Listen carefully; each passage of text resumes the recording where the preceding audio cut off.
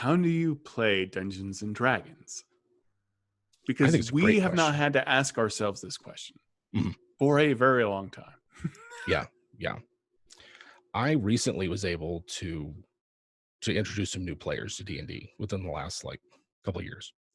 And like the first time I tried, I did the whole we're going to make a character, we're going to do this. It was a disaster. And not like I thought it was. Like they thought they had a good time. And when we came back, played for the second time, you know, one of the players had read the entire PHB. They'd remade their character, like they were gung ho, like they'd optimized it. You know, they were in it. And then the other player, she was like, I just don't know. She's like, I don't know what my character should, like, what do I do? And so that was why I suggested just put it away, put your character sheet away. Here's your D20. This is the only die you need to worry about. Tell me what you want to do. Tell me what it is that you would find interesting.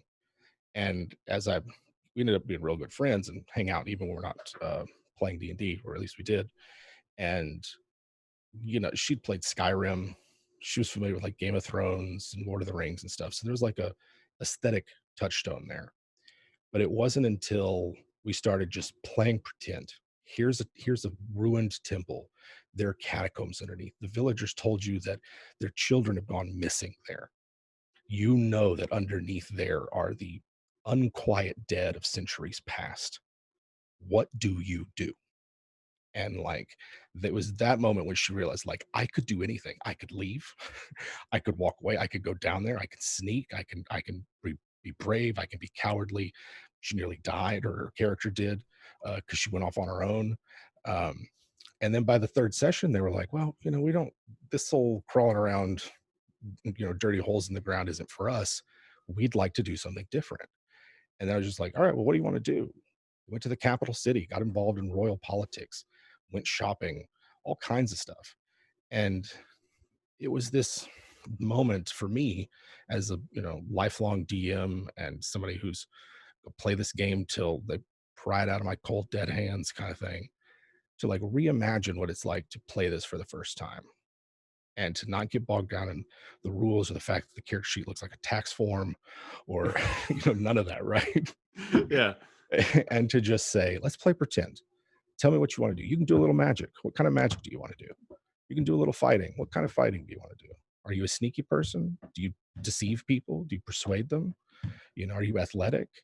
And then after I'd gotten an idea of the kind of game they liked, I suggested a character class. It sounds like Bard's up for you. Sounds like Bard is what you want to do. They do this kind of thing. And then introduce it slowly, because D&D is this weird game where it's like the rules are so simple. I'm going to present a situation, tell me what you want to do. If it's uncertain, I'm going to have you roll a die. And yet there's these giant rule books, you know, that have all kinds of rules in them and covering different situations, and a pressure to kind of like get it right, to not make a fool of yourself, to not embarrass yourself. And I wanted to remove as much of that as possible and just Yeah. be like, this is it. 1, 2, 3. Tell me what you want to do. And if we need to, we'll roll that die. Otherwise, we're just going to talk. I mean, you play the way to how to play D&D is you try. You just do it. Yeah. And it will absolutely be scary. I think I think I would absolutely be nervous to, like, if it was my first tabletop game, I would be nervous to play because I'd be nervous about making a fool of myself. And no one's going to judge you. At least no one should be at that table with you and your And if they are, friends. kick them out. Exactly. That person isn't worth worrying about. But what's great there is figuring out who your character is for the first time. You know, figuring out what kind of class you want to play. Being able to talk about at length, you know, your family sword that, you know, like you've had from generation to generation. It gives you those opportunities. The dice you're going to learn, and the rules, by osmosis, by the players around you. You sit at that table. You're a brand new player. You have all of these players who probably have also played the game very often, or maybe you're all learning together for the first time. both situations are wonderful. Like if you're Mhm. at a table and none of you know what you are doing Yeah, collectively, that's and you have great. a brand new DM, it's great because you're all figuring it out a piece of the puzzle. Like someone's figuring out spell casting, someone's figuring out combat actions and Yep. how to disengage and how to do this thing and that thing. And what's great is not one person has to know all of it.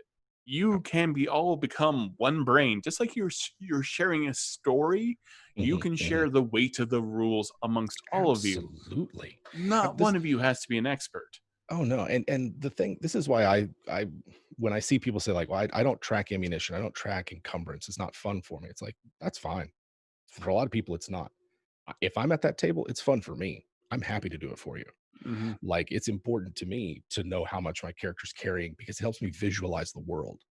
Like, my bugbear pirate carries around a big sack of stuff, like, it's just all in a big sack because he's a bugbear, and to be bugbears are these, like, creepy boogeymen types. They're a bunch of bones in a bag and things like that, and so, to your point about, like, you're sharing a brain, you're sharing this, like, you share the burden of the rules, there's probably somebody at the table that doesn't mind doing something that you find boring.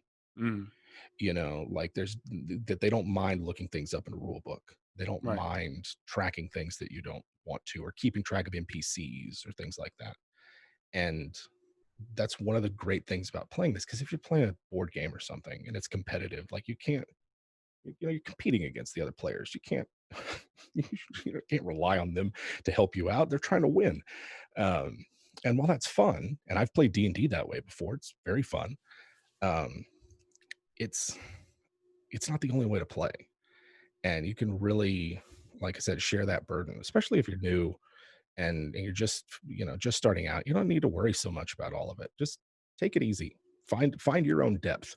you know that's it's really great. I don't know, I feel like I could just keep using metaphors and the like, so I think another good thing to remember is it is your game and you have these options. Well, first off, if you have a sword, hit them with a pointy end. That's always good. Good lesson. Uh, you can always try to talk your way out of combat. I think that's great advice. I think it's Mhm. very fun to talk to a villain that you are maybe incapable of fighting. Not everything is going to be, um, hopefully, you just having to murder your way through every Oh yeah, castle. yeah, That's the hard way. right, So if you want to like learn to play D&D, learn to use your imagination. yeah, The dice rolls and the rules are there to provide a skeletal structure for your imagination, yeah, not a cage, no, not something to restrain you with. no. So when there does come this point where like I want to jump over this chasm, well, isn't it scarier and more thrilling if there's a roll involved on that one? like Yeah, yeah. you, It if you win all the time, and there's nothing wrong with winning. There's nothing wrong with kicking some ass and just beating up some bad guys and feeling powerful and heroic. People need that, you know. But there's also uncertainty there, and like learning to figure your odds and take chances that you start weighing in your favor. Like I said, my goal in D&D is to never roll a die. Is to just like think my way through the problems and present my actions to the DM in such ways like, all right, this is what I'm going to do. And having both of those in the same game lets you move between those goals and priorities so that you get what you need in that session. I'm not the same player week to week. Sometimes I'm not the same player in the same session, you know, and having a game where you're not bound by these things, like maybe that's why I love it so much, Todd. Like the fact that you can just change it up whenever you want, and that it's the rules are there to support what you want to do, not to restrict you. You know, yeah. yeah, And you're going to make mistakes. I sure, make mistakes all the all the time. time. I've been Yeah. doing this a very long time. Oh God, I suck at running monsters, like just flat out. I forget to take their turns sometimes. I'm just so caught up in what the players are doing that I like, oh yeah, I forgot to go for my monsters. Oh well, I'll get to them next time. Like, you're gonna make mistakes. I uh I twice now because I am playing in the Undead Warlock. I have forgotten my like ability to make things frighten to me when I hit them, which is kind of a big deal. So I routinely forget about this. Yeah, that's why I like champion fighters. I don't have to Yeah, remember anything. you have to you literally have to remember nothing other than like a 19 good. Yes. And there's something freeing about that. I Uh-huh. think that's why fighters are do so well as well, because fighters can kind of be almost anything to a degree if you have enough feats. Yeah. Um, I it's an interesting thing to like think about how would I teach someone to play D&D, and I think mainly it's them getting over the rules. Mhm, And you mhm. want to learn the rules. Read your class, read your subclass, read it over and over again. Think about it, try to be prepared. But if you forget, if you honestly forget something, that's not a big deal. And there are Yeah. a lot of elements that are very complex in D&D sometimes that Oh don't God. always gel in your mind as to like why this makes sense. And Yeah. that's going to happen. Um, but the most fun you're going to have in D&D isn't going to be about rules. Yeah. It's going to be about that story that you are telling, Yeah. and occasionally extreme amounts of damage. I think that's pretty awesome too. Sometimes, sure, yeah.